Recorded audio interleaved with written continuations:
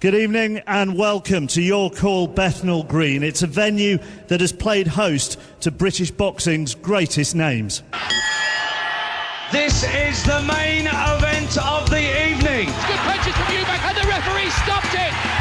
And Chris Eubank has won the big grudge match. What a fight. He's caught Barkley already and he's got Barkley down. My goodness, what a start by Nigel Benn. Another left hook and he's down and that's it. That is it. Nigel Benn is the champion. He follows up with two pounding left hooks to the body. A jab from Hatton, the final bell. And Ricky Hatton has come back with a victory. And a right hand from David Haye. And Ruiz is down. And that's the kind of explosive action that David Haye brings to this division. The referee says it's all over. And David Haye is hoisted aloft. Left hand to the body from Kawasaki. Very good body punches here. Right hook from Kawasaki, high on the head, lands. And if this is to be the last appearance, what a way to finish. There are moments of commentary there that give you goosebumps. It is why the majority of people in this room love the sport. And yet just a couple of weeks ago something happened that has brought so much negative publicity that tonight in a 5 Live Sports special we ask here at Your Call Bethnal Green, what is the future of boxing? We have promoters, we have fighters, we have trainers, we have people who represent the professional world and the amateur world, and we also have an awful lot of fans of this sport. I'm going to start though with our boxing correspondent Mike Costello and our boxing pundit Steve Bunt sat next to each other. How much damage to the reputation of the sport did what happened in Munich between Chisora and Haye? Well, I think one of the reasons the mud has stuck so firmly this time is because advances in technology have meant that so many people have seen the footage on so many platforms and devices and outlets so many times. I mean, even 3 and 4 days after the brawl, we were still seeing new, grainy mobile phone footage of different angles, different elements of what happened in that press conference room. So the coverage was wide-ranging and it was long-running, and we shouldn't underestimate the potential deterrent effect of what we saw there. Boxing is not like football. Football is played in every playground, in every school in the country by virtually every kid. Boxing doesn't have that luxury. It needs its heroes, its role models to drive youngsters into gyms, the likes of Joe Kawasaki, Ricky Hatton. There are probably kids out there tonight training wanting to be those two. No one ever walked into a boxing gym wanting to emulate 2 men rolling around a press conference floor. And that's why that could be so important as a deterrent to youngsters, but also to their parents. And that's why that could be so damaging to the sport, and why we need role models to behave in a way that's good for the image and the reputation of the sport. Yeah, I think we certainly need role models, and I think when the images we've seen, the thousands of images, and they are still emerging from different angles, different phones and different camera crews, because there were dozens there on the night. We certainly need role models, but as for the reputation, the kicking, this reputation, this sort of mythic kicking the reputation's taken. Well, last weekend we had a girl go to Bulgaria. She beat a double world champion. She's the #1 in the world. It wasn't in any papers, and you know what? It wouldn't have been in any papers before Chisora and Haye rolled around on the floor, and it certainly wasn't in any papers since they rolled around on the floor. So our reputation itself is something that we're going to discuss between now and 9 o'clock. What did take a pounding was the instant image, because we celebrated what happened there, or not we didn't, but certain people did inside the media. They celebrated what they saw. They celebrated those pictures of David Haye throwing that punch with the bottle in his hand. They celebrated the tripod moment as he brought it down, but they were less keen to show the footage that was uncovered of David Haye and Vitaly Klitschko having a bit of a laugh at the end, with Vitaly saying to him, "Did you knock him out, David? Perhaps next time." So in all fairness, okay, the reputation I don't think took a kicking, because I think that's something that we're going to discuss here. I don't think that's been great anyway, but the image certainly took a beating during that 24-second scuffle. And we'll come back to your Klitschko impression a little bit later on. As regards the room, I say we've probably got about 200 people here, all boxing fans. Who thought that what happened in Munich did damage to boxing's reputation? Just put your hands up. And who thought it's just something that happens in the sport and it was probably done to sell a fight? Ooh. That's 2 questions. Who thought it was just something that happens in the sport? and who thought it could affect a future fight? See, I think that was about 50-50 on the first two questions, and maybe 10-15% of the room thought it might influence a future fight. Let's talk to Robert Smith, British Boxing Board of Control General Secretary. When you saw what happened, what were your initial thoughts? Well, obviously I was shocked and obviously not very happy. But when the dust settles down a bit, I think you've got to put things in perspective. It wasn't a great weekend for the sport, I have to say. However, we will have to deal with that on the 14th of March. I think you all know there's going to be a hearing taking place, and Mr. Chisora will be able to put forward his case along with his manager and his legal representatives. But as I say, put things in perspective. Over the last few years, boxing has been doing very well. We have good relationships with the amateurs associations we've never had before. Our trainers are working with amateur trainers. Amateur trainers are now coming into the professional code. That can only be a good thing, and I think the Olympic squad is doing extremely well, and it's benefited the amateur side. We have, over the last couple of years, I think last year we had 219 tournaments. The year before that was 187, and the year before that was 207. So we have a fairly static sort of thing where we're quite popular. We are the fourth biggest sport in the country, behind football, rugby, cricket, then there's us. And we have 869 licensed professional boxers, and that's as high as we've ever had for a long, long time. I think Steve was going to give you some figures later on. It was in the 70s when it was the golden era of the sport, or the so-called golden era of the sport. But we're doing relatively well. But of course, things like this that happen are not helpful. When it comes to that hearing, and obviously nobody knows what's going to happen in that hearing, but whatever the outcome is and whatever the judgment is, how effective can that be in the global world of boxing? Well, it's difficult to say, and until we get to the 14th of March, I'm really not in a position to say too much about it. But I think the Board of Control will have to act properly. I mean, let's be serious. Whatever decision they make, some people say it's not enough, some people say it's too much. There's always going to be criticism on whatever decision they make. But let's just get there first. Let's not speculate what could happen. Let's see what happens on the 14th of March and take it from there. Mark Aberley is Chief Executive of the ABA, Amateur Boxing Association. What was your overall view? I think I'd go back to the point that Mike made at the start of the conversation. We have an army of volunteers and 800 plus amateur boxing clubs, all doing fantastic work 5-6 nights a week. We have all those volunteers trying to bring young people into the sport. We have all those volunteers trying to persuade parents that it's the right sport for their children. I think in the same way that Robert is talking about growing numbers, the amateur game is growing numbers. We've got a wonderful, wonderful opportunity at the end of the summer with London 2012. And I think what my membership reflects is a concern that, you know, the image of the sport and the ability to bring young people into the sport in probably what is going to be the most exciting year for us as an amateur Olympic sport with a home game. What's the biggest way you sell the sport to young people? What's the biggest way you can entice a parent to get their kid to box? I think that there's a number of things. I mean, young people come into the sport for many different reasons. I think you cannot get away from the fact that many of the clubs and many of the volunteers are working in communities with young people who've got challenging circumstances, and they come in to it with the opportunity, and in many cases, a dream of an Olympic champion. And we will probably take athletes to the games that came into the sport for that very reason. Increasingly, people come into the sport for fitness and health benefits. You know, and we're seeing different age groups coming in. We still contain the young male athlete coming into the sport, but we've got older demographics coming in, female athletes coming in to keep fit.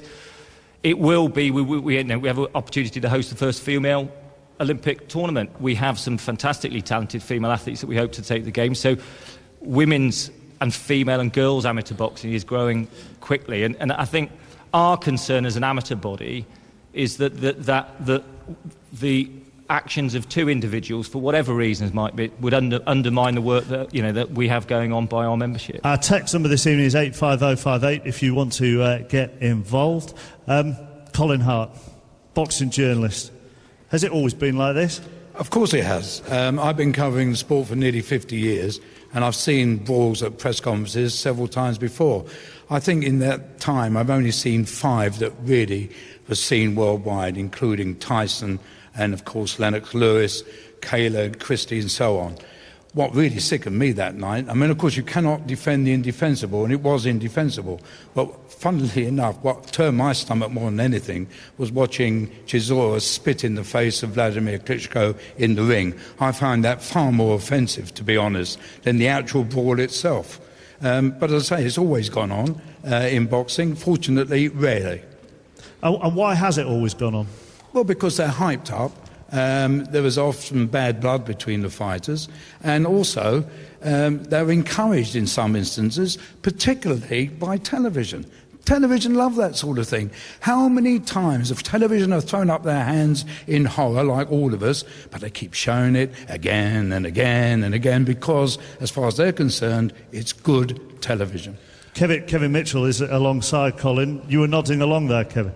Yeah, as Colin said, when they're showing it, repeating it, it's, as much as it's bad what happened there for boxing itself, it will stick bums on seats. If hopefully one day you'll get Chisora and David Haye sit down and sit in front of you and say what they did was wrong, and then I think if they do that and actually get the fight on, then I don't think there's not been too much harm done.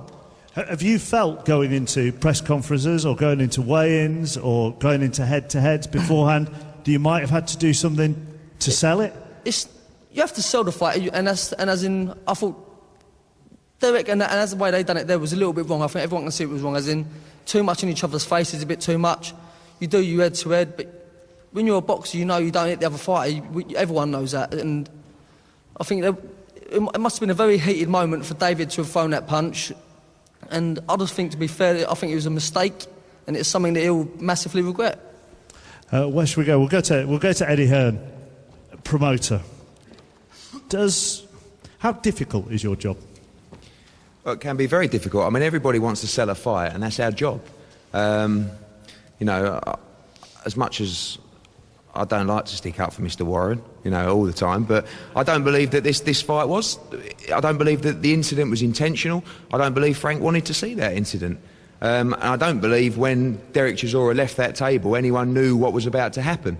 You know, obviously when he took his jacket off, some people knew that what was about to happen. But I think, you know, the problem here, you have to look at Chisora's behaviour on a wider scale. And the point that Colin made, which I couldn't agree with more, was the spitting in the face.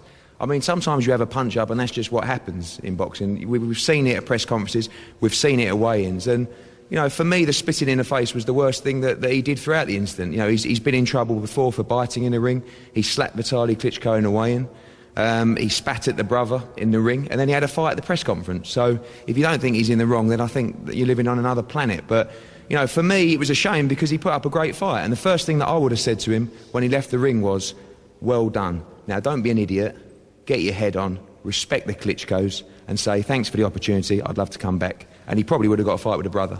I mean, Mark Abley, when we're talking about amateur boxing and kids involved and stuff, and it is about respect and it is about discipline. So actually, for the boxing world and the boxing community, the fight in the press conference, as Colin has kind of alluded to, is secondary to actually the slap, the spitting, and the words, I'm going to shoot you, I'm going to burn you, because they're the worst things for a kid to hear if you're trying to get them into boxing to teach them discipline. And that's where the contradiction and the difficulty is, really. I mean, we have strong messages around the young people coming into the sport, around the journey from the place they're at to where we want them to go. And it's a challenge when there are messages around the kind of behaviour that we saw. And as Eddie points out, some of the things that you saw would be unacceptable in society, let alone put it in the context of our sport. It's just unacceptable in society.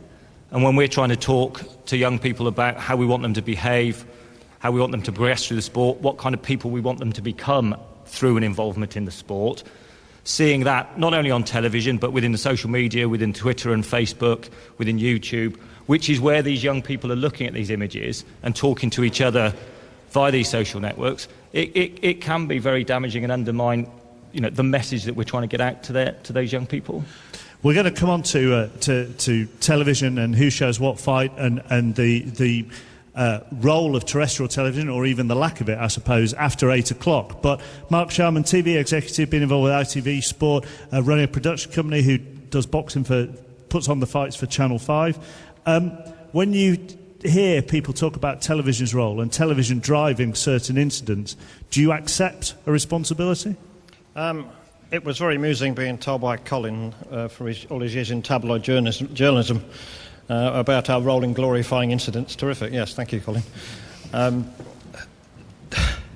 It was a head-in-the-hands moment in many ways. We've been working a lot through Kid Galahad with the Ingle gym, and the Ingles really set the stall out to create men as well as boxers.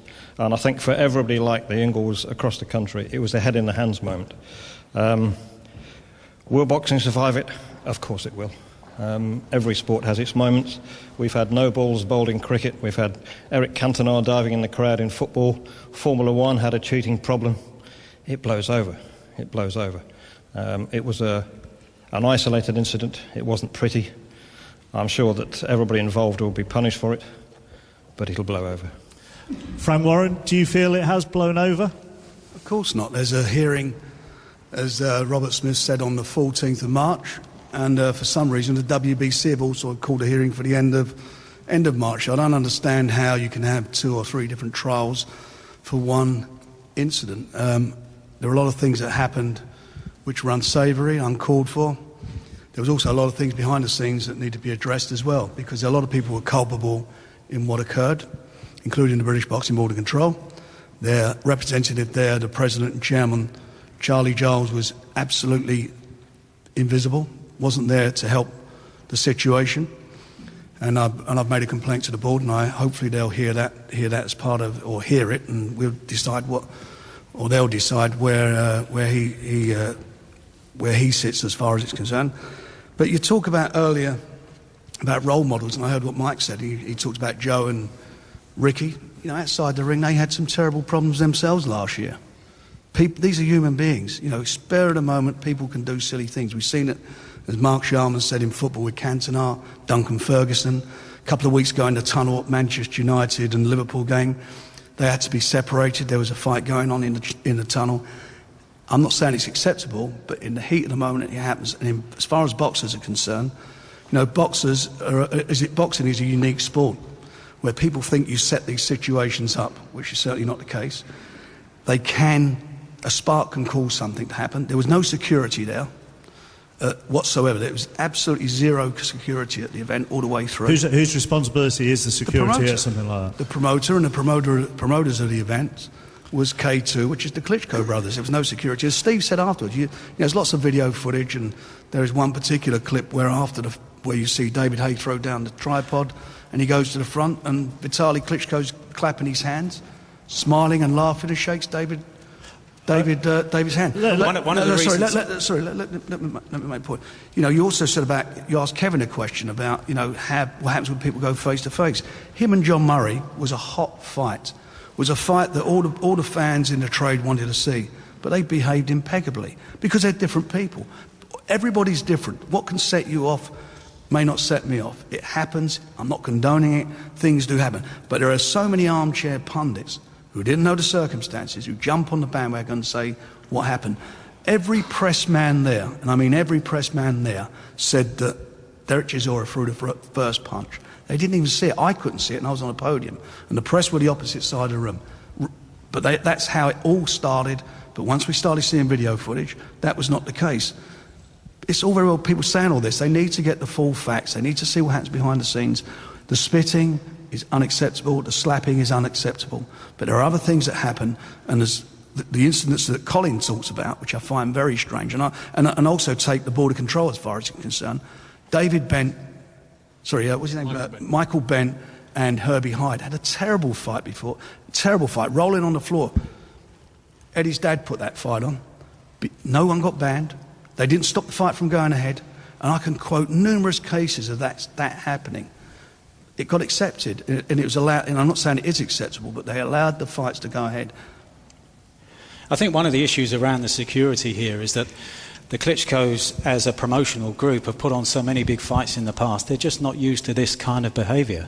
They should have been, because they were forewarned with what Derek Chisora did at the weigh-in. But, it's enlightening to think that they just didn't expect this kind of behaviour to break out. And we should look at that and look at ways of preventing that. And also, Mark, David Haye wasn't invited to the press conference. He was working for Box Nation, so he's entitled to go, but he wasn't going to go. He was taken, he was strong-armed. You know, I was witness, very close witness to this. He was basically strong-armed, and I've written this already, and we've broadcast this already on 5 Live. He was strong-armed by RTL to go to the press conference to start selling a fight with Vitali, which has been signed and agreed. The lawyers are just about to sign off on it since December of last year. Okay, so RTL took him, thinking it would be great fun, which it was until Chisora left the stage, which it was before David Haye threw that mixed martial arts left with his elbow to Chisora's chin. He was taken there by no disrespect to you, Mark, but he was taken there by RTL. If RTL hadn't have got a little bit busy in reinforcing what Colin said, then... I wonder, I guess, if anybody in the audience, boxing fans, if they want to have a word on this, then they have a view on it, then the put hands up, we'll go to you in a second. Do you want to answer, Robert, what Frank said about the British Boxing Board of Control? Well, I mean, first of all, I've had conversations with Frank and I've received correspondence from Frank with regard to that. But again, at the hearing, we have to deal with the hearing first, and then we'll have to deal with the role of the chairman of the board. He hasn't had an opportunity to answer any allegations yet, and he should be given that opportunity. And when he does, see what happens. But the main thing I want to talk about, and Frank has actually said it, talk about Kevin Mitchell and John Murray, how well they behaved. We have a fight in a couple of weeks' time with Kel Brook and Matthew Hatton. They sat in the studio next to each other at ringside the other day. Absolutely, I was there. Absolutely wonderful ambassadors for the sport. We've got Darren Barker sitting over there, who hopefully in the future is going to be fighting Martin Murray. I can't imagine any problem with that fight because they're different kettle of fish to a certain extent. But what happened shouldn't have happened, and we have to hold our hands up. And I understand what Frank is saying with regard to things around it, but he slapped him in the face, nothing happened. There was, that came out of the blue. That should never have happened. And we've got to slow it all down, put it all into perspective and deal with it accordingly, and I'm sure the board will. With regard to the allegations against the chairman, we will deal with that as well. But, let's find out what he has to say. He's an experienced official. He went over there, he felt he was doing right. Whatever happened, I wasn't there, but he would have done what he thought was the right thing to do. Well, he may have done, but he wasn't there. And that's the problem that we have, and that's one of the real big, for me, is one of the issues that happened behind the scene. Jose Sulaiman, the sanctimonious Jose Sulaiman over the last couple of days has come out with all these quotes. I can recall a fight up in Manchester where there was a bad decision, where he took a swing at Steve Lillis, reporter, in front of all the press. He actually threw a left hook at Steve Lillis, the president of the WBC. What did the board or what did anybody do about that? The answer was zero. And I'm not saying Derek Chisora or David Haye should walk away from this, but let's get it right. Things like this have happened and people have turned a blind eye to it. It's an easy thing for everybody to jump on at the moment, but let's look to the past and see what actions were taken by all these so-called governing bodies. So if people have turned a blind eye in the past, is it a good thing that people aren't turning a blind eye this time? No, it certainly isn't. There's a lot of issues to be addressed. And Mike made a comment about the security. The one thing about the Klitschko's is that they do not spend a penny on a show. You're all boxing fans here. You tell me when you've ever seen a decent undercard on a Klitschko show. The answer is never. And I'll tell you why, because they won't spend it. So any way they can cut corners, they've done it. And there was no security. So I was in that ring separating people.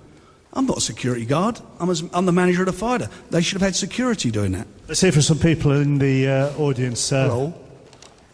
Frank, I've got total respect for you defending your man, and if it's in the heat of the moment, like Tyson biting an ear and Ali saying terrible things to Fraser, then you're like, fair enough. But spitting at two different men, slapping them at the weigh-in, and then threatening to shoot them 3 times, there's got to be a line drawn.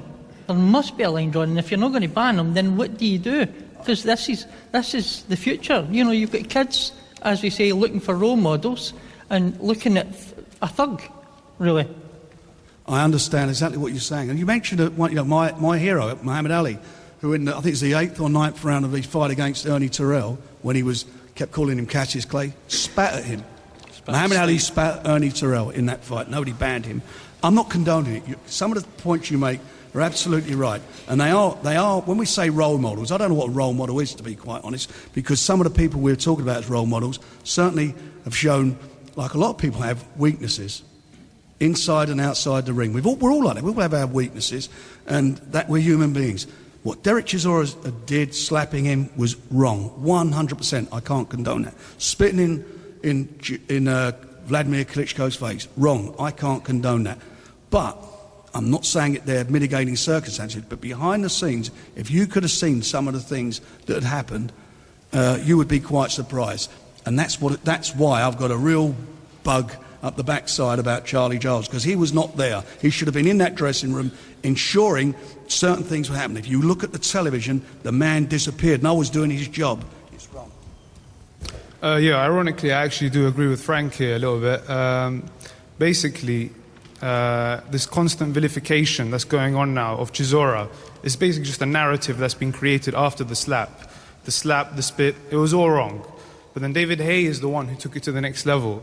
David Haye is the one who grabbed him with his left hand, hit him, and then he did make excuses. It could have been anything in my hand that hit him with. But that's obviously not true, because everyone knows afterwards he picked up a tripod and pathetically tried to hit Chisora's trainer with it. It actually hit his own trainer and maybe even caused the cut. So I think his actions and the fact that he's actually not spoken of at all in any of the articles, maybe one line is mentioned of David Haye, but all the media afterwards is focusing on Chisora, threatening him, but the context is not there. The truth needs to be fully put into context before the bandwagon that's been going on. Thank you. Yeah, I'm going to shift tack a little bit on it, but keep with the media. I'm going to have a go at BBC, ITV, whatever now. They jump on the bandwagon quick when anything like this happens. You've got two guys hitting each other in a press conference with their fists, but they don't want to show it guys hitting each other with gloves on. You know, there's no balance with it, you know. I mean, the sport has got an audience out there. It's proven before. You know, let's put all our efforts into showing boxing instead of slagging it off, criticising. When something like this happens, everybody seems to love it. It's such a dead sport that when it's on 6 o'clock news. After 8 o'clock, we're going to look at the role of terrestrial television, the fights that people want to see. If you're listening, 85058, you can text us fights that you would like to see in the next 12 or 18 months. Let me just take a seat next to Enzo Calzaghe. Evening. All right. Can you hear me? Yeah. Good. Yeah, I can hear you. Well, first of all, I want to be, for once, actually compromise with Frank, okay, about certain things, most of it, really, right? First of all, a point I'm making out, if you put your hands up, who's actually fought before? Fighters in the room?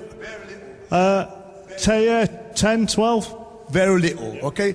But you must understand now, for argument's sake, in the Millennium with Frank, right, me down there, I think I had 7 fighters on that bill, right? Each one of them have got different characters. You cannot, every fighter in the world has got a tick. Because when they go to war, that's where they go in. Not coming to bloody playing on a football pitch. Then that could damage to do them or damage done to them, right? So everyone's got all the fighters here, they all got something about them, right, that makes them tick. Probably Chisora, I've seen Chisora, he came to my gym with Frank, he went to my gym to do a bit of sparring or train with Enzo. He's a wonderful character, but when it reached probably, let's say, Robert might obviously think with this conversation, 2 weeks before, 3 weeks before, they all got a tick, something about them, something doesn't work right. And I think that's based in that show that every fighter's got this problem. It doesn't matter who it is. It could be who it is. Joe Garzag, it doesn't matter. He's got his own tics. And I think what Chisora did, Chisora just did a child. He did something completely stupid. He knows he is stupid. He raised his hand after, in this, what I call like a child play. So really, as far as I'm concerned, right, the only damage he's done to himself. He hasn't think damage boxing whatsoever. Because boxers always been that same way. So really, what I say before, and I say again, boxers have got their own character, their own things there. Some click, some don't. But so basically, with David Chisora, obviously clicked over and paid the price for it. Darren Barker sat next to you. Would you agree with that? Yeah, definitely. Everyone's got their own makeup. So, you know, these can happen in the future. Do you know the makeup of your opponent in those situations before you go into a press conference, a weigh-in? Not all the time, but, you know, you can sort of gauge what the individual's like. But I think that it's the future we've got to be concerned with. I don't think looking in the past is going to help anything at all. It's about the future. It's the kids, and Frank was talking about he's not sure what role models are. Well, there's plenty of kids out there who are going to watch that, street kids, see Chisora there and think, is that how I should carry on now? And that's the concern for the future. It's not looking back in the past, looking at the future and thinking, these kids, we don't want this happening week in, week out, to sell fights. If boxing is to deteriorate and, it's going to be end of boxing, well, let's go out with our head held high, Wait, you're going to have to be very quickly because my producers shout. Hang on. I will. But my producers shout. Hang on. My producer's shouting at me to go to the news, and she's scarier than all the fighters in this room. But go on. And let's contradict what we call it. The boys come to my gym every damn day, right? I've got nearly every village coming along, right? They don't come here to play marbles, right? They come there to play boxing, to hurt people. That's the name of the game. We never fight this St. Joseph's. Joe was a wonderful kid. Might record this, but still, he had his own demeanor, darkness in him as well, right? So boxing, trust me, your kids, there's done no harm whatsoever to the kids. They're still on my doorstep every day of the week. Can guarantee you now, they'll be there every day, and the mother will bring them over as well, saying, "Oh, teach my kid how to punch." But they do all the time, so I don't believe, Darren, that is causing any problem in the future. Yeah. All it is ultimately for me is, if you think about it, all of this afterwards, that what happens after a fight is, what can you do? But ultimately, if the aggro goes on before a fight, well, you're going to be in a ring together and you can sort it out there. Why has it got to be a fight beforehand? I know this is different. We're talking before, but if it happens after, if that had been me. And I'd have carried on like that, Eddie and the rest of my team would have given me a slap. What are you playing at? I think I'm going to get a slap because we're going late to the news. So I'm just going to... we're going to continue discussing the future of boxing here at Your Call in Bethnal Green. We're going to look ahead to the future, the role that television has to play, how fights are promoted, and the fights that people want to see over the next 12 or 18 months. It's 8:04. Here's Kate Williams. Welcome back to Your Call Bethnal Green. It's a 5 Live Sports special with me, Mark Chapman, as we debate the future of boxing. We've discussed what went on in Munich. We're going to throw it forward now and talk about where we go with future fights, where they can be seen, and how difficult it is, I suppose, to get boxing onto terrestrial television. People in the audience are thinking about fights that they would like to see over the next 12 months, the next 18 months. I'm going to talk to Eddie Hearn first of all, though, because Eddie, you have announced a big fight today. Yeah, we announced Carl Froch will fight Lucian Butte in Nottingham for the IBF World title May the 26th, so over the moon to get that done. How difficult a deal was that to do? Very difficult. A lot of things have got to happen for a fight like that to take place. Butte never comes out of Canada. I think he's been out to Romania, his official homeland, once to fight or so, but it was difficult, but they wanted the fight, and respect to the team. They showed us that they wanted the fight, and we turned down a few opportunities to fight in Canada because for us, after over 2.5 years on the road for Froch, it was important to fight in Nottingham regardless of the opponent, and we're delighted that it's Lucian Butte. We could be here for a while, I suppose, if you were to take us step by step through the process of getting the fight to the stage where it's been announced. But how long would you say it has taken you to work on this to get to the stage where the date and the place has been announced? Well, we had our first conversations with Interbox on the morning of the Andre Ward fight, so effectively December the 17th. A lot has happened since then. Obviously, Carl Froch lost. He was no longer the WBC champion, which means that you have a little bit less power on the negotiating stakes. He then became the mandatory for Lucian Butte's IBF title, which was a nice boost for us. But again, listen, if people don't want to make the fight's not going to happen. Both fighters, both teams need to be able to, need to want the fight to happen, and commercially it needs to make sense. Obviously from a money perspective as well, but now in the modern day of, conflict with broadcasters and the politics that are surrounding that with different camps, some fights are impossible to make.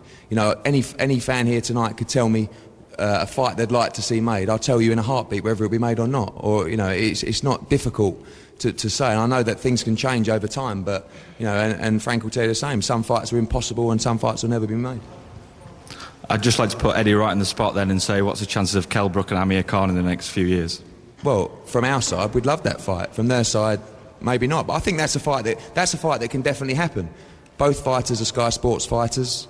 You know, we've had our differences with their camp, and I know we're not on their Christmas list, but at the end of the day, they're two quality fighters. It's a great fight for British boxing. Yes, the answer is I think that fight can be made, and I think that fight will be made. Love to see Darren Barker versus Matthew Macklin, and against Felix Strum as well. Felix Sturm is a fight that we'd take tomorrow. I think, obviously respect to him, he's a world champion, but he's well past his best. Matthew Macklin's a fight that I think is very easy to make. I've already spoke to Lou DiBella about that fight. We'll see how he gets on March the 17th. He's got a very tough fight against Sergio Martinez. If that fight doesn't go his way, it's a fight we'd love to make. And I've already spoke to Lou actually last night about making that fight in July if things don't work out for Macklin in that fight. I hope he wins.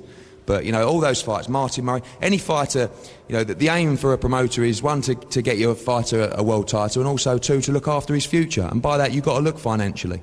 So, at the end of the day, my job for Darren Barker now is to try and get him another world title shot and to get him, well looked after. If I don't get that, then Martin Murray, Matthew Macklin, they're all great fights, competitive fights. And actually what we've seen through the Kell Brook-Matthew Hatton fight, which we've sold nearly 9,000 tickets for already, that generates huge income. So there is big money in big domestic fights. And I think the way that a lot of the world governing bodies are going, I'm not sure what the value of these world titles are going to be in 5 or 6 years' time.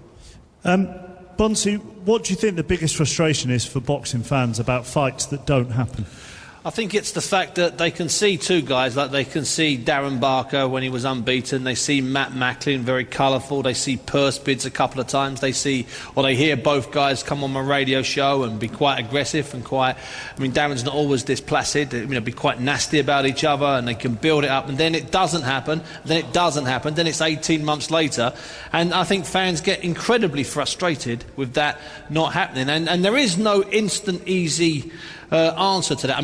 Eddie makes it sound simple now, because luckily now Matt Macklin's gone to a promoter, Lou DiBella in America, who Eddie's already done business with, and if Macklin loses to Martinez, which he's expected to do, then Macklin will be left with not a lot of future, and in theory he could come back and Lou DiBella and Eddie can get their heads together and make that fight. But the bottom line is the purse bids were first one for that I think 2 years ago, when it'd still be a good fight next year, still be a good fight in November, but it was a sensational fight 2 years ago, and I think fans are upset with fights like that, and there are dozens and dozens and dozens, and a big one that's out there that's been first talked about in 2007 on a world stage, ended in 2008, they sat down seriously in 2009, is of course the Mayweather and Pacquiao fight. Guys have avoided prison because this fight's going to be made, and it's still not going to be made, and it's not going to get made this year. Now how do fans stomach that? Well, I think as well, Mark, what some fans compare it to are other sports. Most boxing fans are into other sports as well, and they see Arsenal playing Man United at least twice a season. In tennis, they'll see Nadal and Federer playing 4 or 5 times, and then when they come to play at Wimbledon,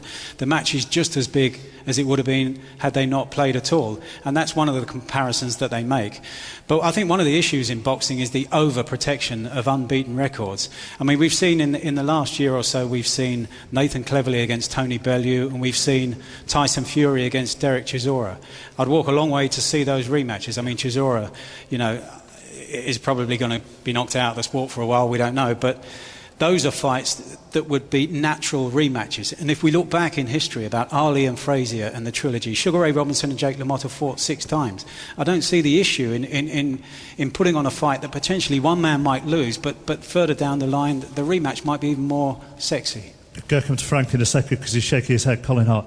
Yeah, the problem with modern boxing is television, which is a strange thing to say, because without the magnificent job that television does with boxers would be fighting for peanuts.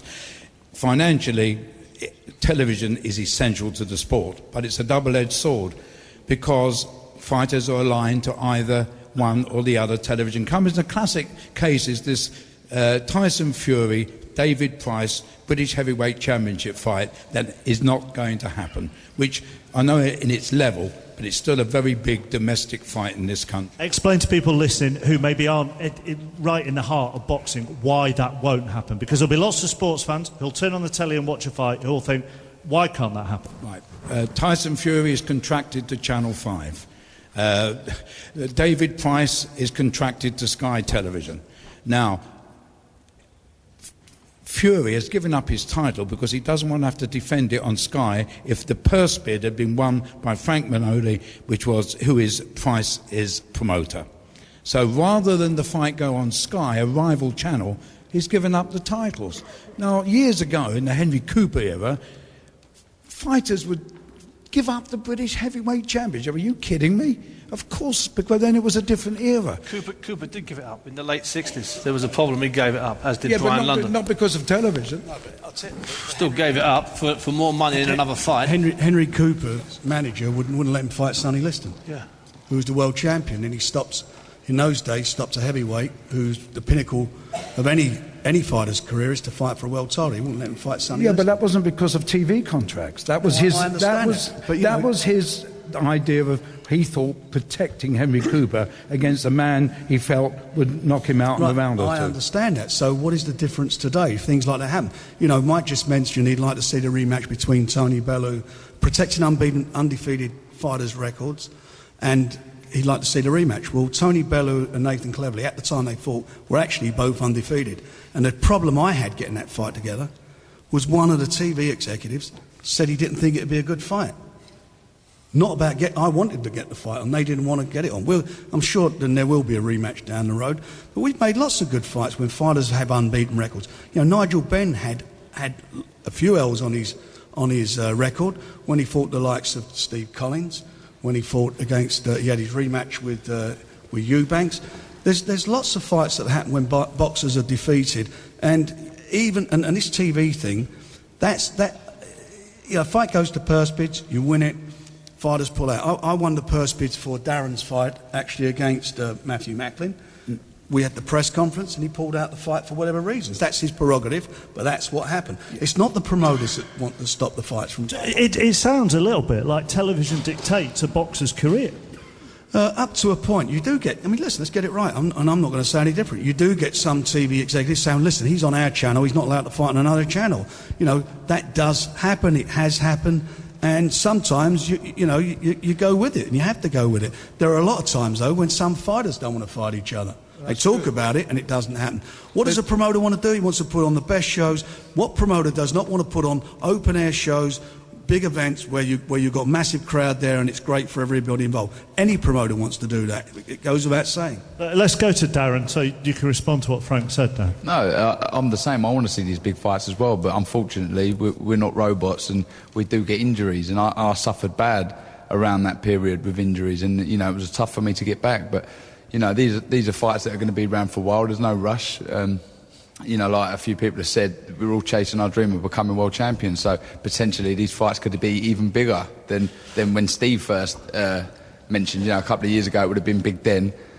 Imagine if one of us had a world title, it'd be absolutely huge. And you're chasing your dream to be world champion. So at times when you hear some of the stuff that we've discussed, do you despair that? Do you despair that there are so many outside influences that affect your dream? Because I'm assuming you want to fight, you want to make money, you want to be world champion. I think, sometimes, but ultimately, you've got to put faith in the people who look after you and trust their judgment. We're all chasing this dream, but it's a journey that we do together. We're close, me and Eddie and the rest of the Matchroom team, and, it's a journey we're on together. The thing is, though, it's quite right, and I absolutely understand where he's coming from when he says that, but the fact of the matter is, I didn't call for the fight. The British Boxing Board of Control ordered the contest. Put it out to promoters to bid for it. If you're injured, then you reschedule the fight. It's as simple as that. If you don't choose to fight, that against anybody's right to do so, and that's what it shows. But invariably, the promoter gets blamed. Invariably, everybody says the promoter does it, and I promise you, I fight tooth and nail to get big fights on, and delivered big fights over the years, and over the period. I remember when BBC, who no longer televise professional boxing for whatever reason, they much rather spend it on, was it the American football they brought in instead of British sport? I can remember the times where they stopped covering ABA, which is disgusting. How can you think of not covering ABA, which is one of the bastions of British sport, for all the reasons that was said? The young kids getting involved, and it's a fabulous sport. BBC television decided arbitrarily not to show professional and boxing or the ABAs, which is disgusting. All these things happen, and at the end of the day, it sits with TV companies. On a whim, on somebody's whim, it can go out the window like that because of whatever reason, and they'll find reasons to do it. They say it's difficult dealing with boxing promoters and so forth. They haven't got the time for it because, you know, invariably if you're dealing with an association like the FA or whatever it may be, you sit down and do the deal. But we are fighting tooth and nail to keep our sport active, to keep it alive, to keep these big shows going, and somebody has to be accountable for stopping them from happening sometimes. And the BBC, who's doing this programme tonight, have to take some responsibility. They do not listen to the licence holders. Over the years, some of the biggest sporting events on terrestrial TV were boxing shows, and they've stopped covering them, and it's disgusting that they do not spend any money on either amateurs or professional sport. Where's the responsibility here, Robertson? Well, I think there's a couple of things here. I mean, the Boxing Board of Control put out purse bids for the best domestic fights they can. I know when Darren and Macklin, Darren was injured, we had medical notes, etc., and then Macklin moved on. It didn't happen, which is unfortunate.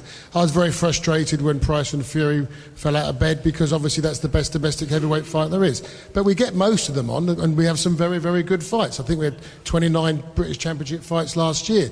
I mean, television has a role to play, and I'm extremely grateful that Channel 5 are now in with us. Sky are doing a great job, and Box Nation is coming along, and we hope that works out very well. The thing that does work... Do you want more on terrestrial TV? Of course. BBC, you know, we all pay a licence fee. There is a market. You know, I went to Cardiff last week to see the Cleverly fight. The place was packed. Eddie's putting on a show in a couple of weeks' time with Brooke and Hatton. 8,000 people in there. There is a market for this. 10,000 people, sorry. And we're sold out next Saturday in Scotland, absolutely sold out. So it's strange that the broadcasters don't get behind it. Let Mike Costello speak on the broadcaster's behalf. Well, first of all, I should say that heck of a responsibility. But well, look, we're broadcasting on 5 Live tonight. I have to say that we cover virtually every big, meaningful fight in this country, whatever the promoter, whatever the television company, and we've done that for many, many years, dating back well before 5 Live, right the way back to Radio 2. Now, I work in boxing, I work for the BBC. Nobody wants boxing on BBC TV more than I do. I don't support what they do, but I understand what they're saying. And that is that for the very big fights, they simply cannot afford it anymore. If anybody's followed media stories and the movements in and around television for the past year or so, the BBC sports budget has been slashed. They don't cover Champions League football. They don't even cover live Premiership football. If we're going to scale down then and say, OK, we can't cover... Let me just finish, Frank. Yeah, let me just finish. It's not rubbish, because I'm telling you facts here. This is not opinion, this is fact. And I'm telling you, OK, well, you can have your facts in a moment. Let me finish with my facts, because the BBC is going to get a kicking tonight, so I just have to offer some kind of defence. I've done that for 5 Live. As far as TV is concerned, they say they cannot afford the most expensive fights, and there's a feeling that why groom these boxers coming through, the likes of Carl Froch and David Haye, as they did for a while, and then they cannot afford the top-end fights that really go to pay-per-view or elsewhere. I might also say that when I have spoken to various people who work in the decision-making process at TV about why can't we just scale it down, why don't we do British title, European title level fights, they say, well then why don't we do tennis at that level, why don't we do county cricket anymore, why don't we do golf at that level? There is a body of opinion in all of those sports that wants the same as everybody in here wants for boxing. Colin Hart, very quickly then, I want to get a couple of fans in the room. I want to put my boot into BBC television, not radio, doing a great job. There is a big market for boxing on terrestrial television. Channel 5 have proved it. Fury and Chisora peaked at 2.9 million. And although Sky and the other cable companies do a magnificent job, they can't match those figures. There is a market for terrestrial boxing on terrestrial television, and it's about time somebody at the BBC kicked a few backsides, and I think it's just snobbish. But would the BBC find themselves in a similar situation? Tyson Fury, David Price say that they would then be in the situation of having to negotiate with another television company to get that fight? Well, they may have to, but that is competition. That's what the competition's all about, market forces. How much market forces? OK, market forces, Colin. How much boxing is on ITV, a commercial channel? How much is on Channel 4? It was on ITV for a while and they dropped it. We're talking about licensed I know television. you are, and I've just explained about licence payers. You know, licence payers... Boxing people are not the only people who pay licence fees. But the BBC have a duty people to their viewers. Fans of a range of sports. Let's hear it. We'll get a couple of fans and then we'll hear from Joe. Yeah, I just wanted to challenge Mike Costello on the fact that the BBC don't have the resources to pay for big boxing shows on the television, and yet they're happy to spend enormous amounts on Formula One. But even that budget's just been slashed. They've lost virtually half of the rights to Sky, who've now got a dedicated channel. You should ask the question, how many people in here would like to see boxing on terrestrial TV on BBC? How many, Frank said, so people can hear at home, how many people would like to see boxing on terrestrial Frank, you need a microphone to talk. These are licence holders. Look at them, they've all got their hands up. And I've been in and negotiated with the head of sport, and I'm telling you, I made them an offer more or less you could not refuse. I'll sign the fighters up to them for 3-4 years, and they refused to do it, said they didn't have the money. And if this was a room full of tennis fans, they would all raise their hands as well, and a room full of county cricket fans, they would also raise their hands. Right, Radio do a fabulous job, but we are let down by a national broadcaster, of which they have public funds to invest in sports, British sports that they should do. NFL football. Let's hear from Jane. Let's hear from Jane Couch. Jane. Well, surely, Mike, who do you get paid by? You get paid by the licence holders. It's all the same money. So, what's the difference between it being on radio or TV? Because I work virtually exclusively for Five Live. Yeah, but you're paid by the BBC. Yes, I am.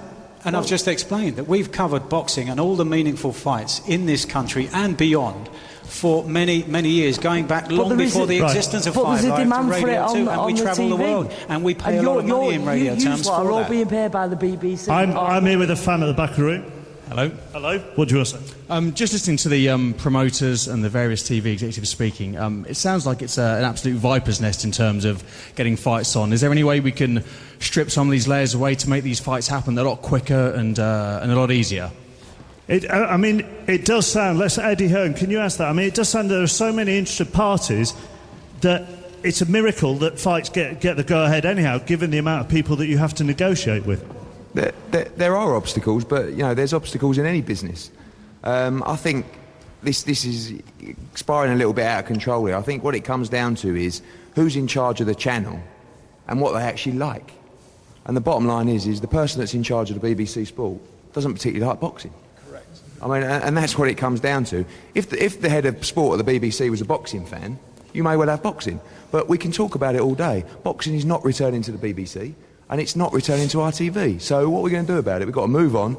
We've got to work with what we've got. Luckily, we've got a number of broadcasters now back in the sport in a big way, and the competition is growing.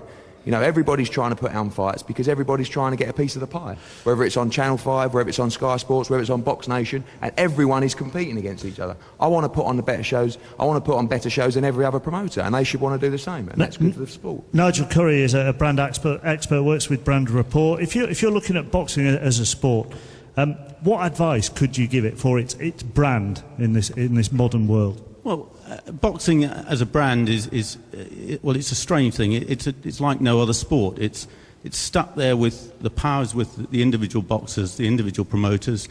The board of control or the governing body doesn't have the same power that other sports have, and that's what's needed to get the right deals done.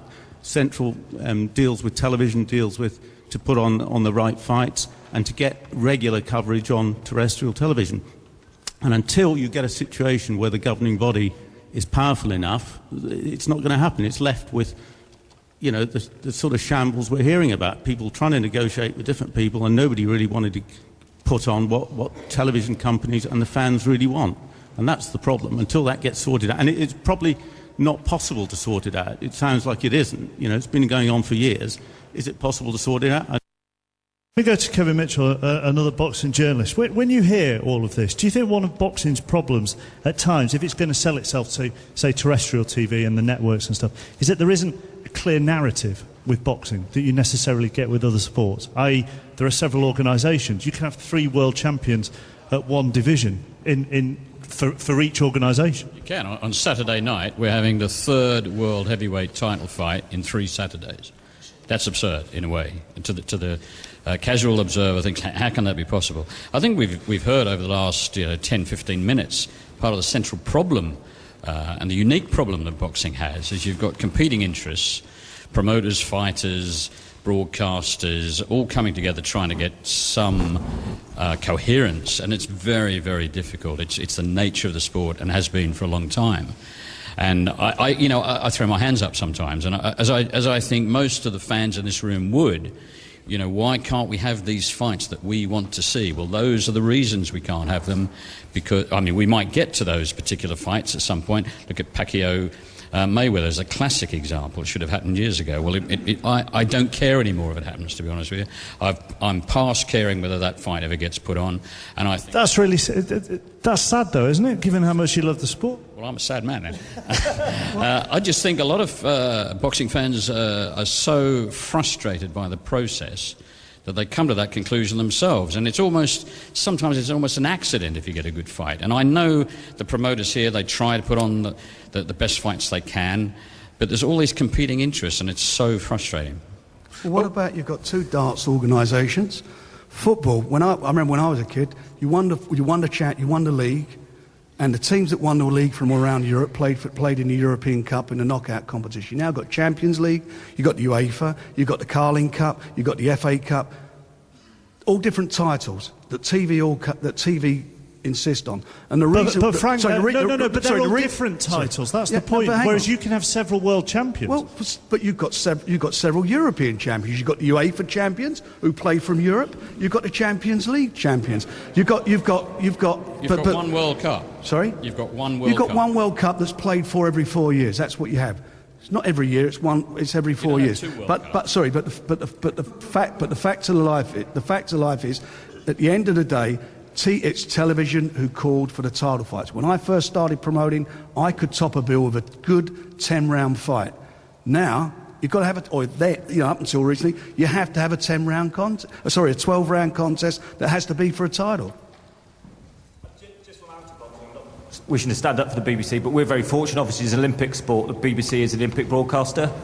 So, the Olympics will be shown on the BBC. And I think the point that you make, Mark, around narrative, where there are a number of different world championships, we're very fortunate in the narrative around our story is that there is only one Olympic champion. And I can think back to world championships last year where Anthony Joshua, our super heavyweight, fought the Azerbaijani in Azerbaijan. I think a number of the journalists were here. It's a fantastic exhibition of amateur boxing. It was the bout that everybody wanted to see within that amateur world championships. And when we go to London in 2012... we will be on terrestrial TV, and there will only be one Olympic champion, which is very different, I think. It's a different narrative, and it makes it easier for us to sell our story. We will hear more from Mark Abley, Chief Exec of the ABA, and have a greater discussion about the Olympics and amateur boxing, and also what boxing is doing in the community, after Kate Williams with the 5 Live News at 8:33. Welcome back to Your Call, Bethnal Green. This is Mark Chapman with a 5 Live Sports Special. Thank you very much for your text on 85058. James in Cardiff, a room full of boxing fans want boxing on the telly. What a surprise. I'm an F1 fan and I want a whole season on the telly. Oh, and I want Test cricket. Elsewhere, Darren, the previous speaker, was spot on. The BBC has no right to comment on boxing. You've ignored it for so long. It's thanks to Sky that boxing is in a healthy TV position. They do a great job. Claire in Walsall, I'm a licensed player. I don't want boxing on BBC. And I'm a 41 male, says someone else. Nobody I know is interested in boxing. There are 60 million people in the country. Most are not fans of boxing. Before we leave the TV side alone, Mark Sharman, TV executive, production company, puts on the boxing for Channel 5. The business that Tyson Fury has done for Channel 5 in figures, any other station that isn't terrestrial would kill for. Oh, goodness, yeah. The Chisora fight did 3.2 million, actually, peaked at. Which is a terrific figure for anybody, but for Channel 5 especially on a Saturday night was super. But take it to the next stage. Channel 5 have invested in the Tyson Fury story, and they want to, the plan is, who knows, but the plan is to take him towards a world title fight. I must stress, we make the television, I don't do the deals. Hennessy Sports do the deals with Channel 5. But had Hennessy lost the purse bid for that fight, all of the investment Channel 5 have made in 3 Fury fights, they've lost. Now, had Tyson lost that fight, not only they lost the fighter and the story, he's lost the titles on a different channel, and the whole story would have been dead. Now, fortunately, Tyson's back on Channel 5 in April, and we're beginning to develop other fighters like Kid Galahad and young Chris Eubank are now on the roster as well. And the story will move beyond Tyson. Tyson's still the lead story, but there are other fighters coming through. But stories are important. Stories are vitally important, because picking up Mike Costello's point, there is no fixture list. You know, you can't look at the season ahead and work out what's going to happen, so you have to create the stories to make it work. When I was at ITV Sport and Frank and I got together and brought boxing back to ITV, it was basically around Amir Khan, because he was famous. And because he'd been on the BBC. Pardon? Because he'd been on the BBC. We'd pushed him like mad. We'd shown his fight against the American Michael Evans live at tea time. We'd pushed him during the Olympics. We'd pushed him like mad. Yeah, you missed the point, actually. He was on terrestrial is the point. He was famous because he was on terrestrial. And we did 6 million on ITV, Frank, with an amateur fight. 11:30. Yeah. Audley Harrison. Hang on, Frank, you'll need a mic. Audley Harrison, for the same reason, was famous. We put him on ITV. He did 8 million. You know, the figures are there in terrestrial. And, you know, Channel 5 have been terrific, really, because it's a fledgling sport for them. But you see why they couldn't afford to lose the Tyson story in the early days. The reason they're so famous is because they came from the Olympics, which is covered by the BBC. I do see why Channel 5 can't afford to lose it. I absolutely understand that completely, and I've had Tyson on a couple of shows and I've backed him completely and I've gone against Maloney. I do understand it, but because one of the favourite things here today, Mark, is doing a show of hands. Could you put your hand up if you're disappointed David Price is not fighting Tyson Fury on any channel? If that's not 100%, yeah, that's not 100%. Stephen Pan, member of the All-Party Parliamentary Group on Boxing. In the course of the discussion over the last hour and 10 minutes, is there something you in particular would like to pick out? I mean, because at the moment it strikes me there are so many different empires and parties that there's an awful lot of arguing going on. Yeah, absolutely right. I have to say my colleague Charlotte Leslie from the All-Party Parliamentary Group is here with me, and both of us, well, we've seen a little bit too much fisticuffs in Parliament lately, but it's quite nice to be in such a well-behaved crowd of people here. But look, I almost feel that I'm in a parallel universe here. Where I live, my constituency is West London, the ordinary, decent, working-class part of West London. Every single night of the week, young men and young women go down to Hanwell Boxing Club, where you've got Tony Woodley and John Bennett, good coaches. This is the club that Mickey Ayres trained at. And these are young men and women who have got no pride in their lives, no achievement in many cases, who come into boxing, they learn structure, they learn discipline, and they walk out with their heads high. And as far as I'm concerned, all this stuff, all this nonsense about what's going on with, you know, sort of fights after and slinging tripods and slapping and spitting, I think about that and I park that in one corner of the ring and I look at what happens at Hanwell Boxing Club night after night. And believe you me, that is a good thing and I'm proud of it. I'd absolutely agree with that, Stephen. It's not only in small, dislocated parts of the country. I mean, the thing underlying this debate on the ground is that while we talk about the reputation of boxing in the professional level, amateur boxing is absolutely booming. I mean, there's been almost a 50% increase in people boxing once a week since 2008. The number of schools offering boxing has gone from 20 in 2005 to 2,000 now. That's absolutely incredible. So while we talk about the reputation of boxing, you're going to have a whole lot of people out there who know boxing for themselves. And what it does in the community is absolutely second to none. I mean, we're in London tonight where riots have been. Now, if you talk to boxing clubs in the areas of those riots, you'll find that the kids at those clubs were not involved. Now, in tackling our social problems in our country, we cannot afford to ignore this sport, which is, yep, it's great TV and we can have a really heated debate about the politics of that, but back here on the ground, it's one of the best ways to ensure that our kids in our nation are actually up for the future. Kevin Mitchell. Yeah, as I say, as you were saying, with the kids, the streets and things like that, kids in the gym, I'd rather my kids all day long be in the gym than out there on the streets, causing trouble, sitting over parks, getting in trouble, nicking cars, drinking, drugs. They're in the boxing gym, training, and as you said it, when the riots were going on, most of them kids were in the gym every day, 7 days a week. I suppose same with your kids. Like my friend Dean Smith is an amateur coach, and basically, when all that things were going on, all the rioting was happening, all the gyms were full, like West Ham, Mickey Mouse West Ham, their gym was full. The kids were off the streets, but as in, you do need more stars out there to see kids in schools. I've been trying to get boxing back in schools basically a little bit, to try and show kids, get young talent from a very young age and get them off the streets, get them into the gym. And I think slowly but surely it's working, but I think everybody in the boxing world needs to get together, to pick it up off the floor. Do you think some people in the boxing world feel that they don't have a responsibility to their sport? They only have a responsibility to themselves and their own empire? I think there's a lot of as in the boxing world, it's an hard sport. It's a very, as in you can see, everyone's debating against each other and things.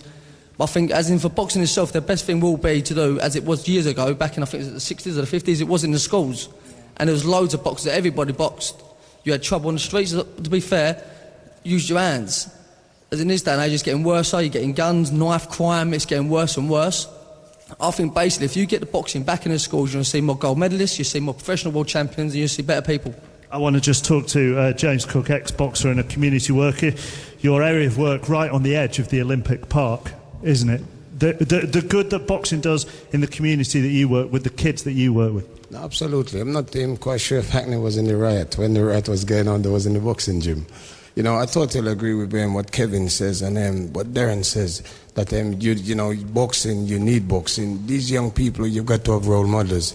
You know, and boxing come up, and you have all the respect and discipline of the sport, which no other sport have. So you definitely need boxing back in the school and boxing on TV. Do you feel like a role model, Jane?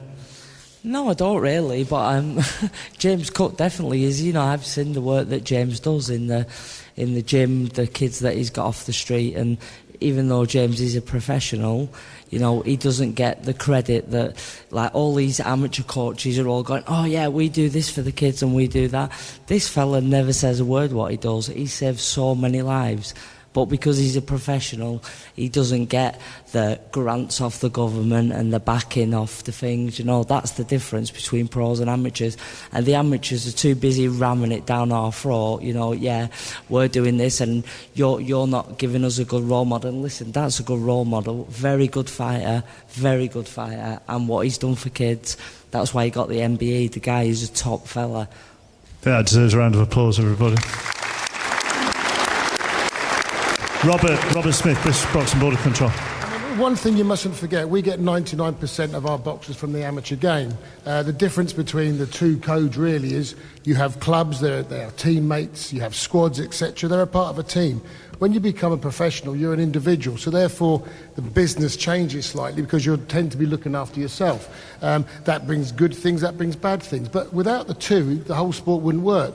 And I certainly know from speaking to my amateur colleagues now and the work they're doing and the wonderful work that James and people like James are doing, and I've known James for many years, it can only be good for the sport in the long run. But it's only just recently we got back into the schools.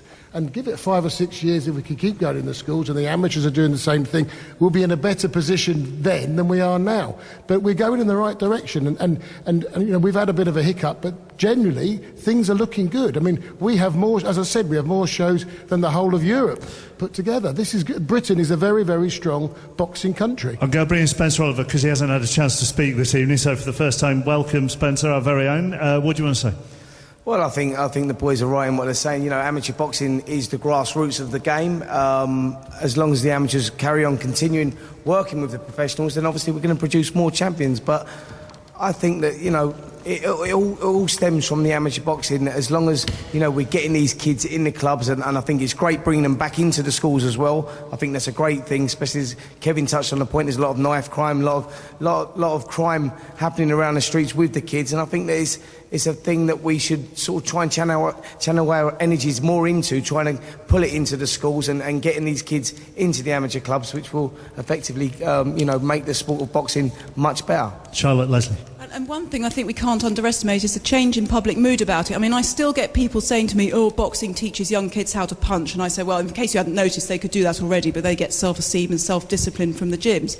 But I'm president of the National Smelting Boxing Club, Avonmouth Boxing Club in Bristol, and the outreach work they're doing into schools is magnificent, but it's helped because public opinion is realising that actually boxing's a good thing. It's an outlet for aggression and energy, and it's the best place for kids to learn the kind of self-respect they can then take to school and and then achieve in their school life as well as their sporting life. So that's a magnificent change of public opinion in the last 10, 12 years. Mark, what would be interesting is if I was at a club just last week, an Islington Amateur Boxing Club, which it turns out has got more carded boxers and more members than any other club in the country, and there's 889 clubs in the country at the moment, an all-time high 15,000 carded boxers. It'd be very interesting to find out from anybody either in here or listening, and they can get hold of you, you've got the text number, is if any of those outreach programs, any of those schools for the blind or schools for the deaf or girls-only Catholic schools, because trust me, they exist, and they have boxers go in and teach them all sorts of things. It'd be interesting to find out if any of those schools have cancelled their amateur boxing club coming in since the fracas in Munich.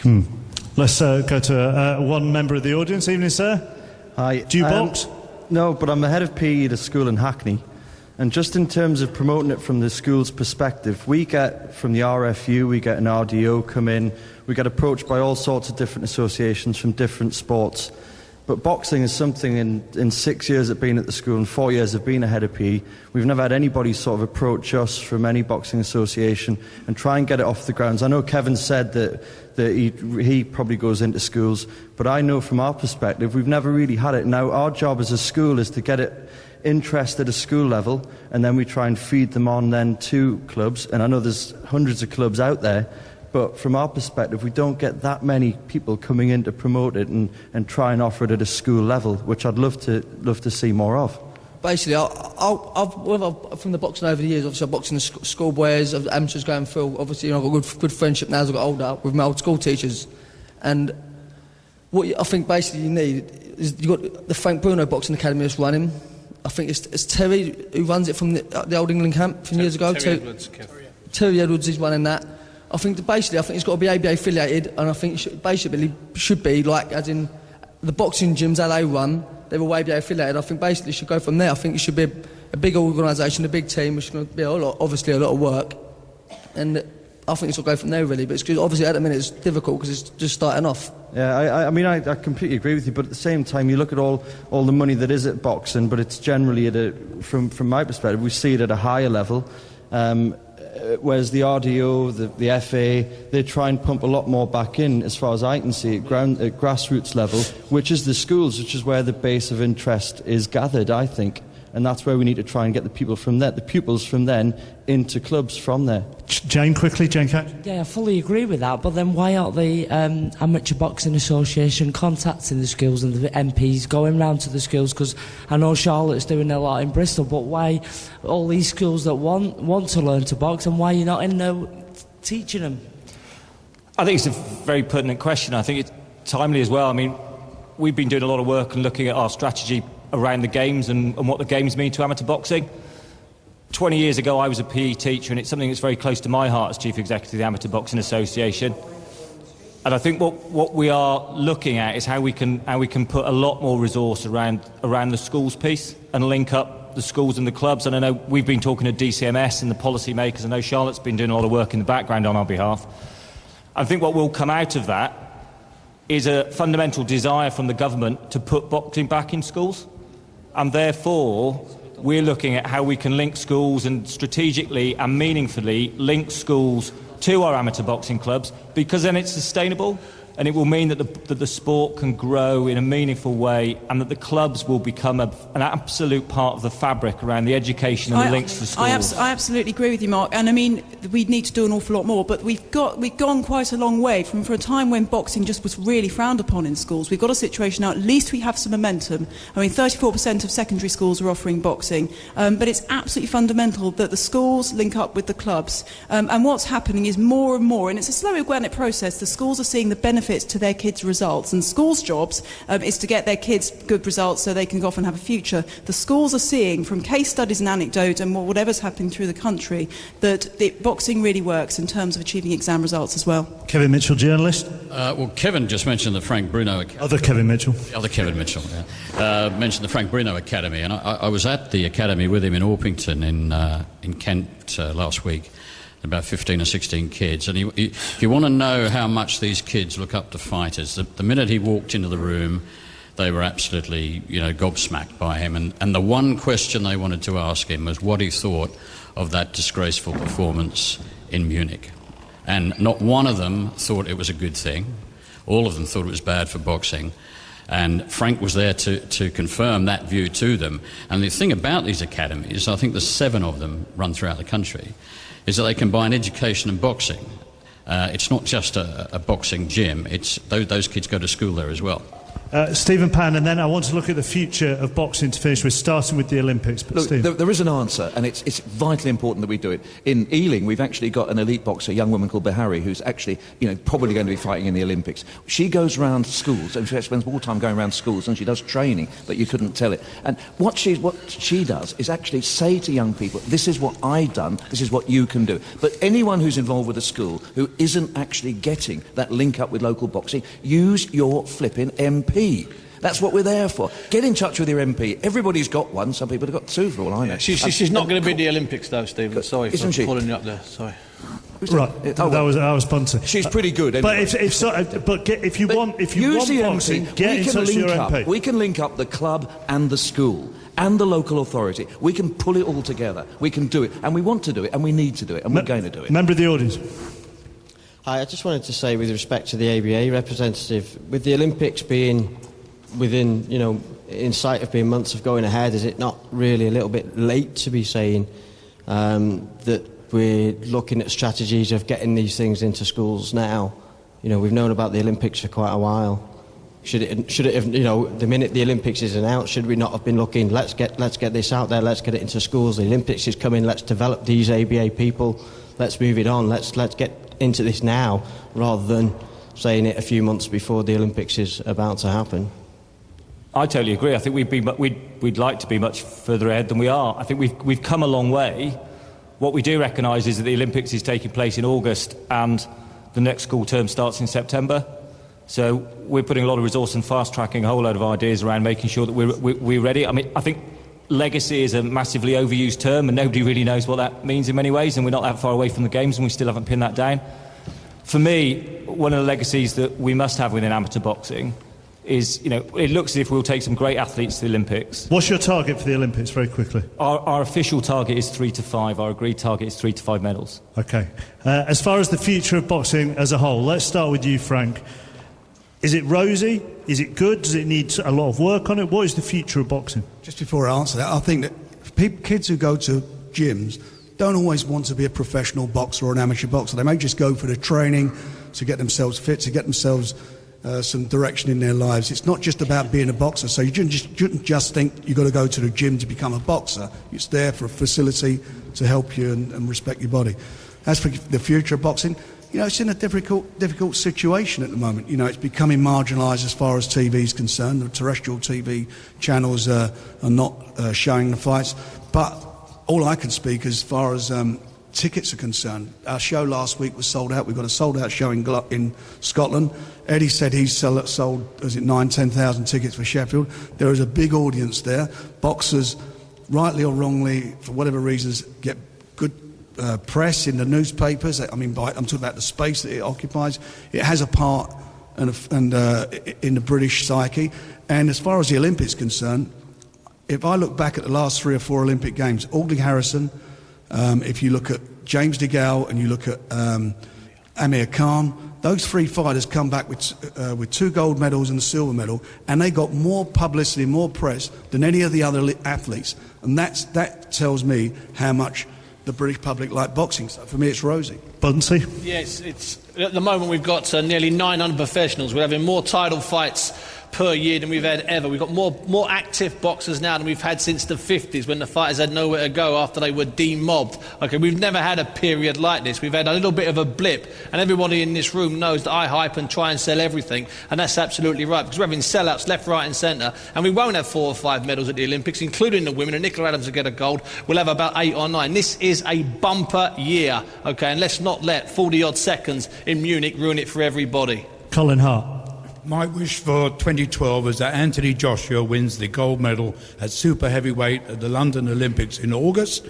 And if that happens, British boxing will be all right for the next 10 years, and it might even persuade the BBC to get off their backsides and put it back on terrestrial television. Eddie Hearn. I think the short-term future is rosy. We're seeing, as Frank said, we're seeing bigger crowds come. The viewing figures are improving. Our prize fighter series continues to rate well. You know, looking across at the Olympics, I think we've got the best team we've had for many Olympics. You know, likes of Stalker, Luke Campbell, Anthony Joshua. And listen, Anthony Joshua's a great prospect, by the way, but there's a number of other kids who are actually achieved a lot more than him so far. He's a great prospect. He's a novice in terms of actually amateur boxing goes. He's a heavyweight, of course, so he's going to be more interesting to a lot of people to watch. But, you know, even in the smaller weights, Selby and people like that, great fighters. But I think that the future of sport, when you go up to the EIS and you see the facilities that are available to these GB boys, I mean, they are spoiled. You know, and they deserve to be spoiled, but they're given the absolute best opportunities to do well in the Olympic Games. I'd like to see facilities like that, not just in Sheffield, but in the major towns all over the country. Ron McIntosh, part of the BBC's boxing team. Yes, confident of the future? Very much so, and just to embellish on what Eddie Hearn has just said, the setup that the GB amateur boxers have in Sheffield is the envy of the world. But the global governing body, IEBA of amateur boxing, they're trying to give as many nations as they can that type of opportunity. So they have this Road to Dream series, which is taking place in Cardiff this year. 64 boxers from 41 countries, 14 coaches from all poor parts of the world, giving them a taste, a semblance of what the kids in Sheffield have every week. So they're getting an intensive 3-week training camp run by Colin Jones, the head coach of the Welsh Amateur Boxing Association, former European champ. He's running it, putting them through their paces. It's not a holiday camp. They go 3 times a day and now will go back to their own Olympic qualifiers in an effort to qualify for the Olympic Games. So the global governing body is trying to put back and just make sure that the globe is represented, because it's a truly global Olympic sport. Mike Costello. Just talking, as we have been in the last half an hour, about the importance of the future of the sport and drawing youngsters into gyms all over the country. I think it's really important. I'm sat next to here Robert Smith of the Boxing Board of Control, that in the next couple of weeks we see some firm action taken, going right the way back to the start of the debate about the knock to the image of the sport, which we cannot deny has happened. And Robert, we'll end with you then. No pressure then, thanks Mike, thank you very much. I think the sport looks good. I think it's proved, as Frank and Eddie have said, we can sell out arenas. If you get the right people will come. It is a great sport, we deal with great people, and we shouldn't be too disheartened what's happened. We shouldn't be very happy about it, but we can move on and make ourselves a better sport. Robert Smith, thank you very much. The interest and the love for this sport is evident in this room by the number of people that have turned up to watch everybody debate this. I haven't got the time to thank all our guests that have sat on the front row this evening, but if everybody else in York Hall, Bethnal Green, would like to give everybody on the front row a round of applause. That has been the future of boxing. It's been a 5 Live Sports special from York Hall, Bethnal Green, Ellie and London Calling, the other side of the 5 Live News with Kate Williams.